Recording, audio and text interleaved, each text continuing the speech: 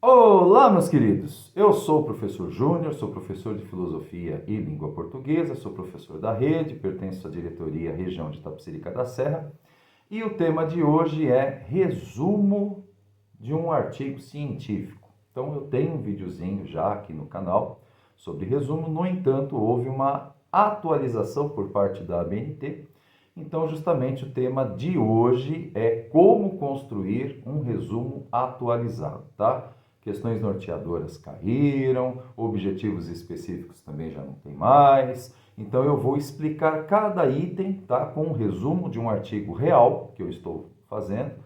E aí nós vamos conversando, mas antes de irmos para o computador, eu vou pedir para vocês, quem não é inscrito, faça sua inscrição, dê o seu joinha, compartilhe esse vídeo com o máximo de pessoas, sendo meus alunos ou não. Então até daqui a pouco, um abração.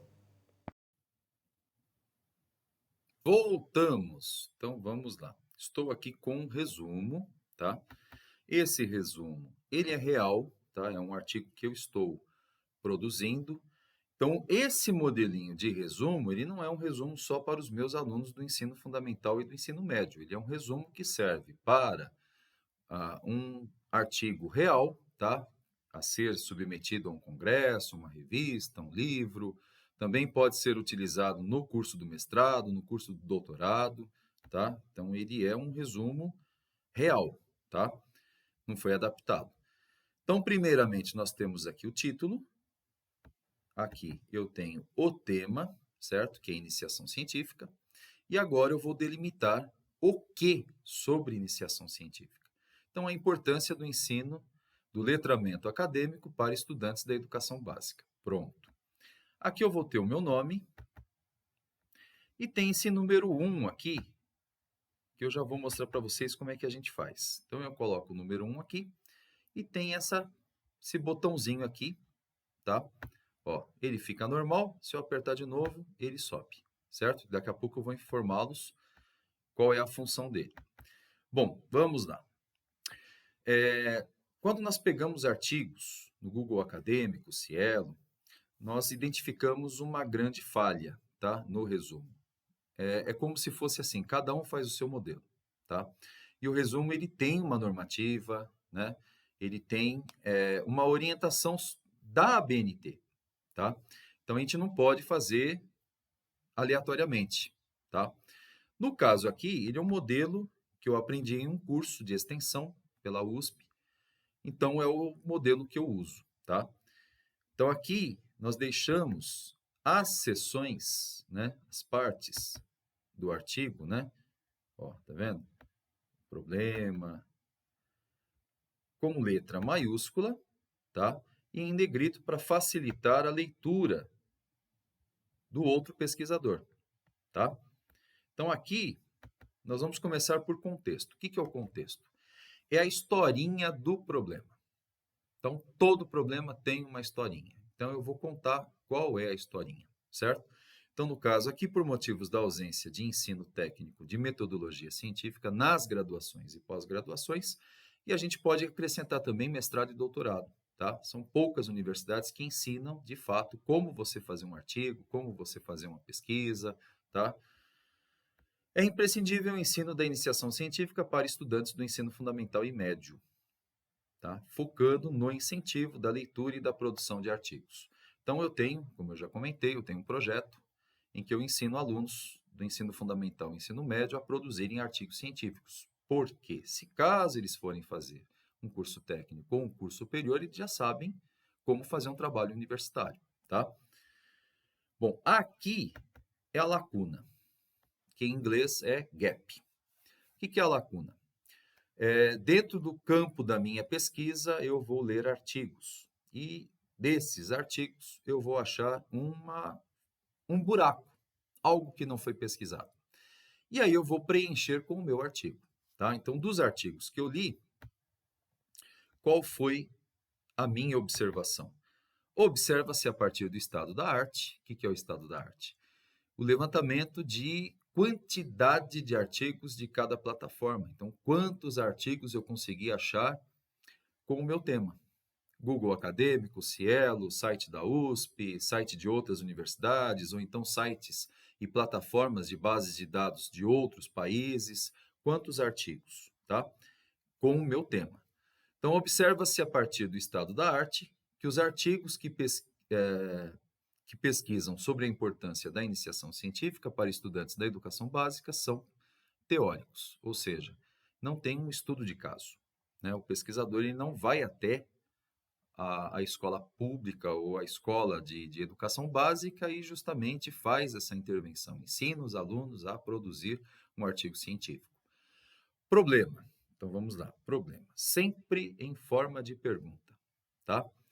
Como ensinar os estudantes da educação básica sobre o letramento acadêmico e a produção de artigos científicos? Então, aqui no caso do problema, como eu expliquei para os alunos, o que vai determinar vai ser a primeira pergunta. Então, se eu uso, por exemplo, por quê, eu só quero entender o problema. Se eu coloco, por exemplo, qual, eu estou justamente comparando dois elementos, dois fenômenos, tá? No meu caso aqui, o como ele gera um processo. Ele cria um método, né? Então, como que eu vou fazer? Então, para eu responder essa pergunta, eu tenho que fazer uma intervenção, tá? Depois do problema, nós temos a hipótese, que é a solução, possível solução, né? O ensino da iniciação científica para estudantes do ensino fundamental e médio deve se pautar em uma introdução sobre a importância da pesquisa científica, pensando que eu estou lidando com alunos do ensino fundamental e do médio, tá? E que muitos alunos nunca tiveram contato com artigo científico, certo? A importância da pesquisa científica e dividir as sessões de um artigo em aulas teóricas e práticas, ou seja, os alunos vão aprender a fazer, para que os estudantes percebam os avanços de seus conhecimentos, certo? Então, aqui eu tenho, depois, a metodologia. Essa pesquisa ela vai ser o quê? Né? Vai ser um estudo de caso, e dentro desse estudo de caso, ou então apenas teórica, ela vai ser qualitativa, quantitativa ou quali-quantitativa, né? Qualitativa, eu vou entender apenas o problema. E quando eu pensar em enquete, as minhas perguntas vão gerar respostas dissertativas, a qualitativa. A quantitativa, eu estou focando apenas em quantidade. Então, a minha pergunta vai ser feita e a resposta, geralmente, sim e não. Então, quantos responderam sim, quantos responderam não. Essa é a quanti, tá? E as duas, a quali quantitativa, que justamente eu vou criar, por exemplo, 3 perguntas, uma quali e 2 quanti, ou 2 quanti e uma quali, depende da minha pesquisa, tá? Então, a quali quantitativa, eu vou ter perguntas que vai me gerar sim e não, e também perguntas que vai gerar respostas dissertativas, certo? Então, a pesquisa quali-quantitativa foi selecionada para a elaboração deste artigo. Estudo de caso e como ferramenta de coleta de dados será aplicada a enquete. Maravilha.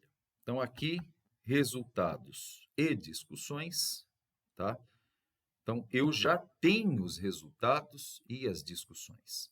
Então, eu fiz também a observação com diário de bordo, tudo foi registrado, então me gerou resultado e também, a partir desse resultado, eu fiz uma discussão. Então, praticamente, esse artigo ele já está pronto, tá?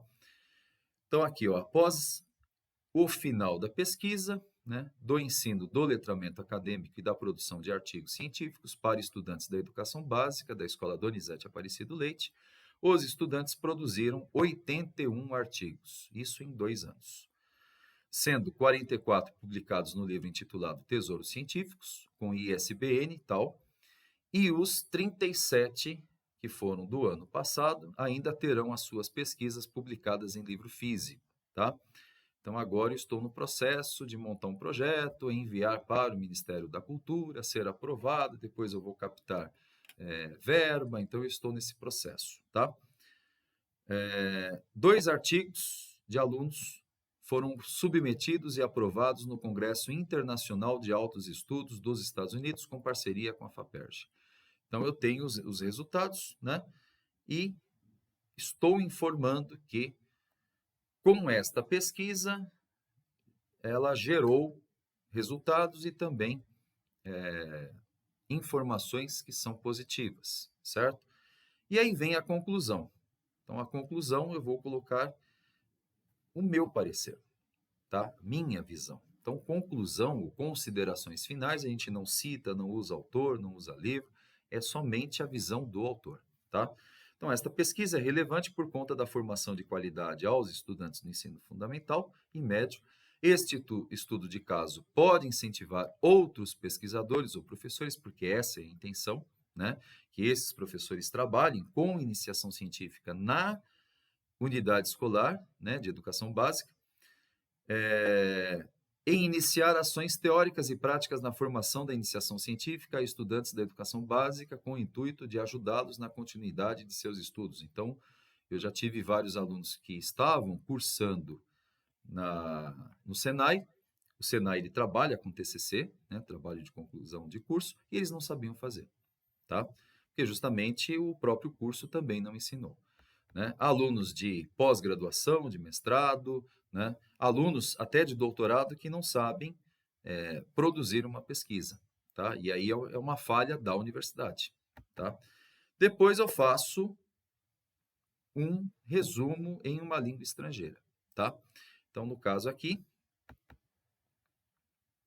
a mesma coisa, tá? Que está em língua portuguesa. E agora vem a questão do número 1, tá? Na primeira folha eu sou obrigado a colocar os cursos. Então, no caso dos meus alunos, do fundamental e do médio, se não tem curso, não tem problema. Vocês vão colocar apenas aluno do ensino fundamental, da escola tal, tal, tal, tal, e um e-mail, certo? No caso aqui são as minhas formações, tá? Dependendo da revista, geralmente são 3 linhas, mas no caso da revista que eu vou já publicar, assim que eu finalizar esse artigo, pode ser acima de 3 linhas. Então, meus queridos, é isso, tá bom? Ratifico o meu pedido, tá? Se você não é inscrito, faça a sua inscrição, dê o seu joinha, compartilhe isso aqui com o máximo de pessoas que pode ser universitários ou então pessoas que estão na pós-graduação ou então mestrado e doutorado. Por quê? Porque, infelizmente, no Brasil, o resumo é um assunto tabu, tá?